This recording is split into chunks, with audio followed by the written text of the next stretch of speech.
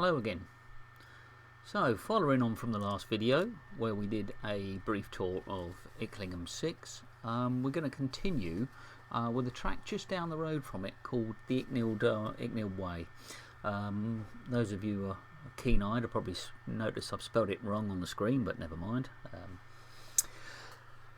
You can make quite a good day of these two tracks. If you follow the instructions from the last one, taking you from sort of Barton Mills or Five Ways roundabout on the A11, it'll get you to the Icknield 6, which you can then do Icknield 6 up to the top to the B1106. From there, just come down the road half a mile and you can pick up the Icknield Way, which brings you again back all the way down there. And again, you can make a nice loop in there. It's a nice gentle plod round really, and again the tracks are made up of fairly sandy soil, especially Icknield. It is very sandy in places, and it's pretty easy to drive in a bog standard vehicle. This end gets torn up. We usually get the serious off-road guys going down there with big heavy tires on there, usually ripping the hell out of the track, and that can tear it up quite deep. I can't get the Jeep KJ down the right hand side of the track. It'll just end up sitting on its body in the winter, so you do have to be a little bit careful on there. But it's quite a wide track. I believe it's about 11 metres wide, so there's plenty of opportunity for passing and getting around obstacles. Quite often you'll find a tree down as well, but there's, like I say, it's quite wide and there's plenty of room to get around. So let's start. So if you follow the instructions from the last video to get to Icknield 6, we're going to leave Icknield 6 and we're going to head down, you can see, sort of southeasterly towards Icknield Way. So I'll just show you how we get there. So the old laptop I'm using does take some time to process this information. I noticed on the last video it's a bit laggy, so I will go a bit slower on there. So leaving Icknield 6, come down southeasterly, carry on the road straight until you come to a turning marked West Stowe. So take a left at West Stowe. You'll know if you're on the right road because about 100 yards down on the left is the car park. This is usually filled with motorbikes, vans that come down there, drop the bikes off and then ride down the trails. So you quite often see this full of bikes, and again it's a good meet up place for four-wheel drives if you're meeting in a group and plodding on. So carry on past the car park. I'm not sure the distance, it's only about half a mile if that, down to the road, and you will come to the entrance to the byway on your left, and you can see there's a house there. There is a sign somewhere here. Can't remember if it's that post or there in the hedge somewhere marked byway, but again it's fairly easy. Again, you can turn right there, and this track just goes down towards Langford. In the winter this can become quite boggy, and the water comes up quite high. There's a lake here where they do a lot of fishing, and it gets quite boggy, but it's also quite tight and scratchy again when things start to grow. There's a fence down here, and I went down the other day. That will be the 1st of June, and my wing mirrors were touching the poles and touching the tree on the right hand side there, so it can get a bit tight. So don't go down there if you like your paint. So again, here's the start of the trail.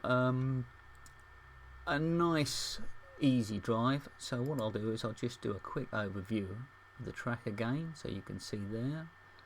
And again, when you come out the other end, it comes out on the B1106 just down the road from Icknield. So this is the way we come out the track. And again, if you plod up here and round the corner there, and that's Icknield 6 there. So it's quite a nice view. So what I'll do is I'll run a video from this point, and I'll do it at high speed, nip through. A few of us went down earlier in the year, before lockdown of course, and if I run through at high speed you can actually see a quick overview of the track. Once I've done that, I went down this the other day in the quad, and on the first section, so I'll pop that on the video as well, and you can just see sort of what the soil conditions look like in the dry.